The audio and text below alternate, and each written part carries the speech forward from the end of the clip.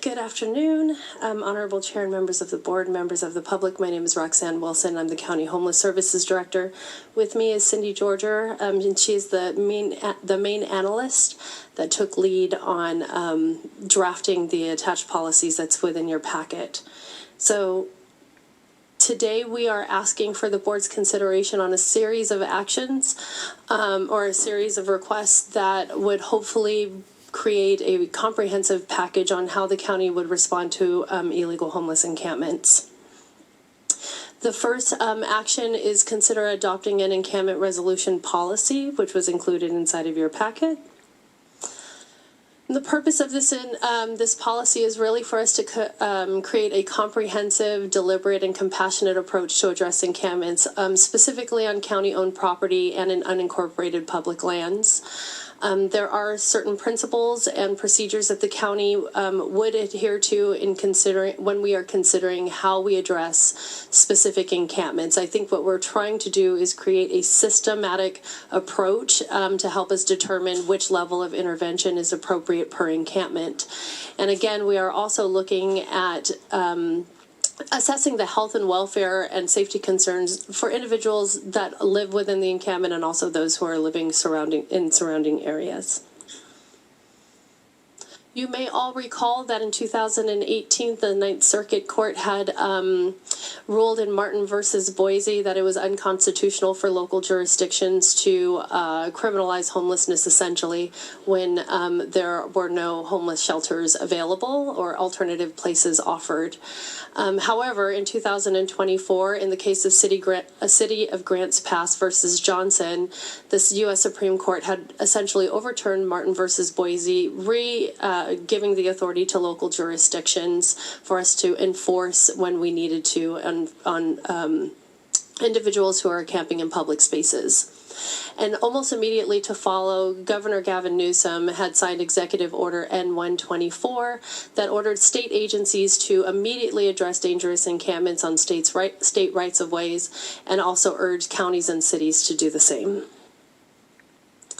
I think it's also important for us to note that the County of Monterey is the recipient of 3 encampment resolution funding grants totaling approximately $20 million, which address 3 of the 4 largest encampments in unincorporated areas. And you may have saw that in the governor's announcement for his proposed budget for 25-26, he did include another $100 million in encampment resolution funding, but he did imply that this funding would only be for communities that have approved policies and procedures for encampments. It's also important for us to note that he was not clear on whether those approved policies were, if he intended that to be approved on a local level or on a state level.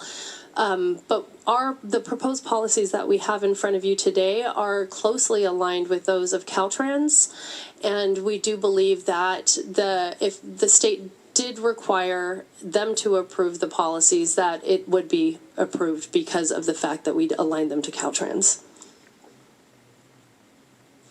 You will notice throughout the proposed policies that there are some key tenets woven throughout there. The first one is that the county is committed to addressing homelessness with compassion, dignity, and respect. And we do acknowledge that there is not a one-size-fits-all approach when it comes to encampments, and that we do need to create, again, some systematic assessment of needs, cost benefits, and experience of those within and outside the encampment. We also want to ensure that the county is collaborating with our outside partners, particularly the Coalition of Homeless Services Providers and the Lead Me Home continuum of care, to ensure that people who are displaced from encampments have access and prioritization into homeless programs. This work is already starting to move on the COC side. They are very much aware that the Board of Supervisors is reviewing the proposed policies today, and they are revving up their engines and coordinating their services to line up with the county's, how the county moves forward from this point on. And there's also something to note that encampments that pose immediate risk to health and safety will require a course of action up to and including encampment clearing. Sometimes this would be an exception to the rule, which we will later on talk about when it comes down to the noticing requirements. We did develop these these policies under the guiding principles with public health and safety at the forefront, also human rights and dignity, community relations, resource allocation and efficiency. Clearly, we don't have an exorbitant amount of resources to assist everyone or to respond with the full force of the county. But also, we're looking at long-term solutions to end homelessness. Some of the key collaborators on the proposed policies, of course, is my office, the Sheriff's Office, Public Works Facilities and Parks, the Department of Social Services, Environmental Health Bureau, and someone who I did not mention but certainly is worth mentioning is the folks over at 911 Dispatch. We had a meeting with them that was very, very helpful, and they are also ready and willing to help redirect phone calls for non-emergency encampments back to our office. It is the hope that this relieves the sheriff's office from having to respond immediately, and it does give us the opportunity to try to get the folks to move on their own using other resources like street outreach.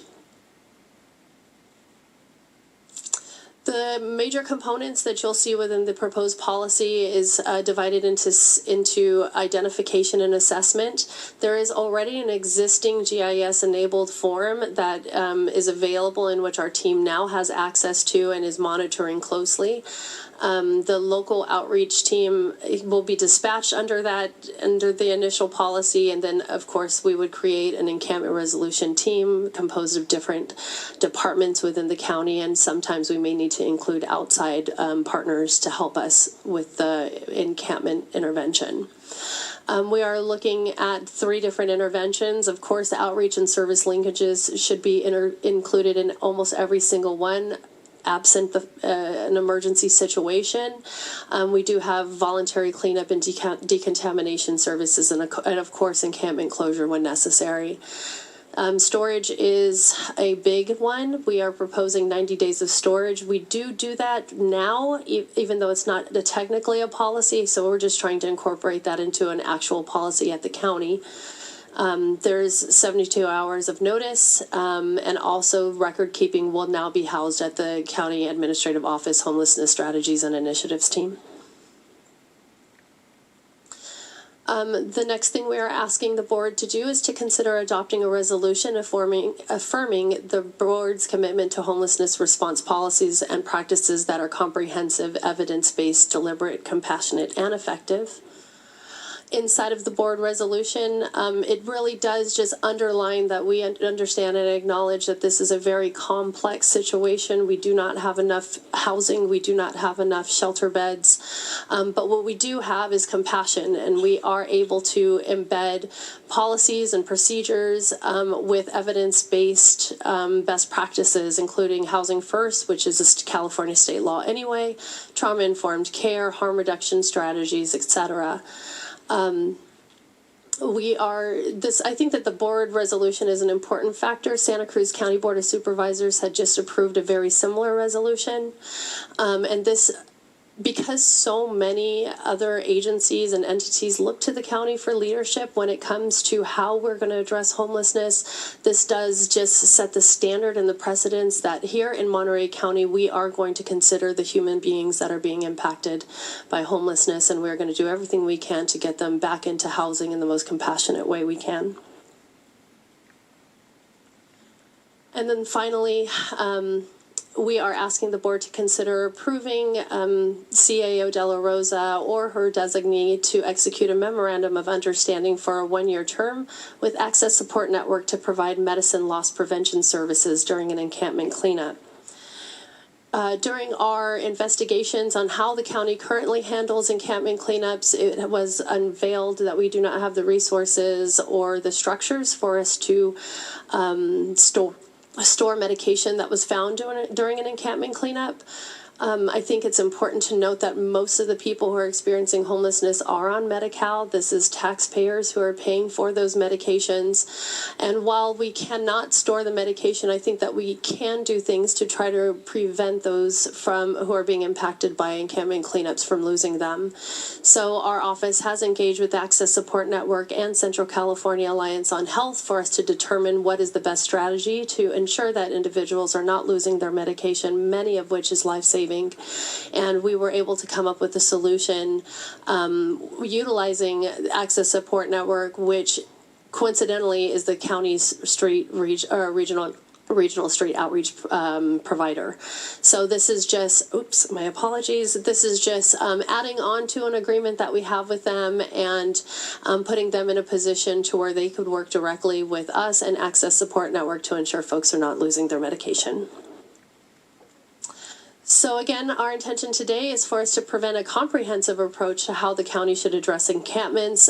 We do anticipate that should the board approve these policies, we will come back in at least a year for us to talk about how things are going and if there is any recommended changes to the said policies. I'm here to answer any questions. Thank you so much for your time. Thank you. Comments from the board before we go to the public? Yeah, Supervisor Eskew? Yeah, thank you. Just start by saying we had a chance to review a version of this draft at the Homelessness Committee, and I want to give credit to our great team and all the folks who were able to work to bring this policy, to put this policy together. There was a great dialogue. There were a lot of folks on that call, or at that meeting. We were all on Zoom, but at the meeting to weighed in. I don't know if we've got a lot here in the audience with us today, but we had a lot of feedback, and I do want to just acknowledge how innovative and proactive the work that Roxanne is doing with the Access Support Network to develop policy in a path so that people can continue to have access to their medication. I think we all know how difficult it can be in the best of circumstances to keep prescriptions filled, and if you've lost a prescription, to get it refilled, and in traumatic situations that are already traumatic, to lose medication that's difficult to get to have in the first place. So I just really want to acknowledge, I think that's a best practice that we're developing as we go, and I think that there's a lot that we'll be able to learn as we implement this, and I think that there's a lot that other communities will be able to learn from as we implement this as well. So I just want to thank you and acknowledge, it takes someone who really cares about doing what's right to find solutions that don't already exist, to have those implemented so that people have a traumatic experience be just slightly less traumatic, and know that people are looking out for them. So thank you. I think it embodies everything that we've talked about. And then as far as the actual policy, I think it's clear. It outlines, what needs to happen, and some of the changes that we made in it. I think they're fine. But the one that, the one sort of a group you were able to include in the presentation, sort of the principles by which we're moving forward really are around public health and safety, human rights and dignity, community relations, resource allocation and efficiency, and really that dedication to a long-term commitment to solution for homelessness. And so those aren't now highlighted in the policy as they were in the initial draft, but I do think that those are the actions, those are the values that we are moving forward with, and they're embedded into everything that's the rest of the policy actually speaks to. So thank you for the work, Roxanne. I think our other cities in the county will be able to look at this and use this as a guide. I had an opportunity to present at the Seaside Homeless Commission, maybe it was last week, and they're very interested in seeing our draft once it's adopted, so that they can consider what's included and think about how they may make recommendations to the city council in Seaside. So thank you for the work. I'm fully supportive of what's being presented to us, and just want to recognize the innovation and the commitment to finding solutions that we've got here in front of us today. Thank you. Supervisor Alejo? As other member of the committee wanted to, and the chair of our continuum of care wanted to thank Roxanne and the whole team. I think it was a thoughtful process in drafting this document, and certainly for a county of our size, it was important to have that guidance. So when we do carry these out, as we know, probably all in our district at some point, we've had to deal with this. It's not an easy issue. We're dealing with human beings that are sometimes in a bad predicament, sometimes dealing with ongoing issues, and we have homeless residents that are in a lot of different situations. You can't just describe a few people that you come across as that's all homeless. As we know, there's chronically homeless, and there's folks that would just have recently face that. So we have to deal with all our residents, and I think it is an important responsibility. But when we do have to do these, as unfortunate as it may be, to address other public nuisance and other concerns coming from the community, that we have the guidance that tries to implement the best practices, also tries to do it as respectful and with dignity for the people that we are interacting with.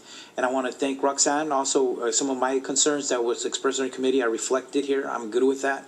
So I think that's the proper way of trying to sometimes make some adjustments, but in the end, I think it's a good document that's workable. And as we learn, as we carry this, we need to make changes in the future, so be it, right? It's a working document. It's not going to stay the way it is today from what we learned 2-3 years from now. So I'm supportive, Roxanne. Thank you. Again, it's a reminder, having your expertise helps us as a county do a better job in carrying out this work. I want to thank our CAO and our county council that were also involved in looking this document over. But I think for the public, I said we're thoughtful on carrying all aspects of our work, but homelessness is a top priority, and we should do it right and be thoughtful and utilizing the best practices of the information that we know that's out there. So thank you for that. Thank you, Supervisor Lane. Supervisor Daniels. Thank you, Chair Lopez, and Roxanne, thank you so much, and to everybody who participated in this. I really appreciated the policies and that are outlined in this resolution, and I clearly very compassionate, realistic. They're written from experience. I had one experience of being at an encampment when it was cleared in District 5, and all of the issues that the individuals who are living there faced are addressed in these policies, and that's so important.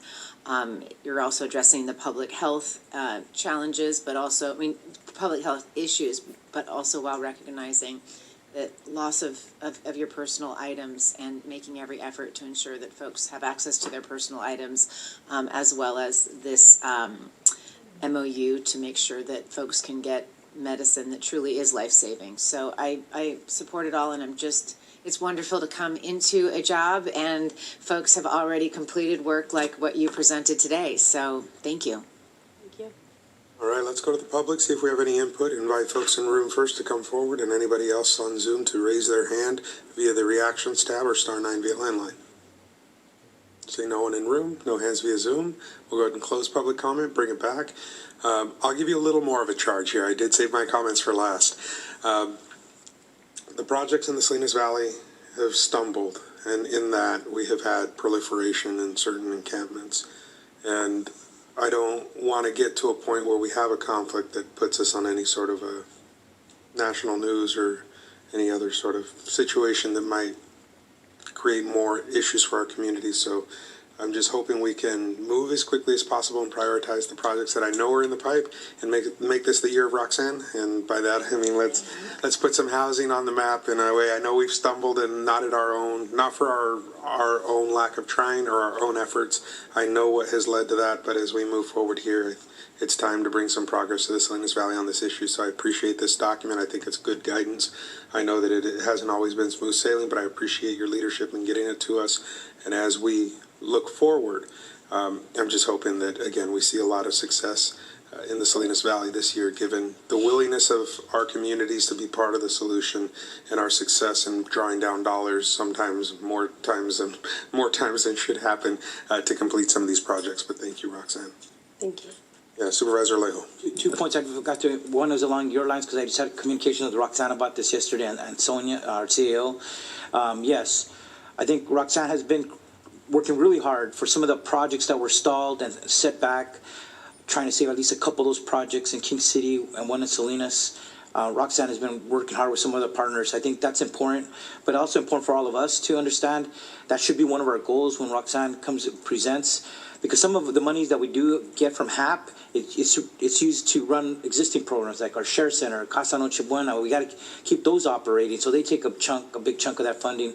But to bring new projects online, because we are getting developers interested to do more hotel conversions, which are the cheapest way to provide housing for the folks that are in some of these encampments. But they want to be competitive with other funding. They're trying to got to have 3 years of advanced funding, and they're trying to get those commitments from us, from our continuum of care. And sometimes that's difficult because the money's already kind of stretched in many directions. But I think that's a challenge for Roxanne and and these projects, and for us, because it's really our goal, and our progress report should be 2-3 years, we got 100, 200 more units to put people in. I mean, we should have that as a simple goal of making progress. And the only other thing, Roxanne, I forgot to ask you earlier, was just what about private lands? Will we develop a property of private lands? Because I got an inquiry not too long ago, a private property owner in Pajaro goes, what do I need to do to engage the sheriff? Who do I call first? What kind of notice do I got to give? So there's some private property owners that are, eventually they need the assistance of the sheriff to remove people who are trespassing on their property, but because this only is for public lands, as you rightly made clear at the beginning, but I think we need some kind of guidance for us to say what happens for those complaints that come from private property owners down the road. We can put together something for private property owners. It is a different tract because it's more of an abatement situation, so they would have to work with the sheriff's office to sign documentation saying that they don't want people trespassing. It is a different tract, but we can certainly put something together for your board and also for our website so people can know what to do in those circumstances. Thank you, Roxanne. Okay. Final thoughts from the board? All right, give it none. The action before us was to receive a presentation and then consider adopting the Encampment Resolution Policy as well as a resolution and approving and authorizing the CAO to sign that MOU that was talked about with ASN. So got a motion and a second. Any additional direction? All those in favor signify by saying aye. Aye. Anybody opposed? Any abstentions? All right, motion carries. Thank you very much.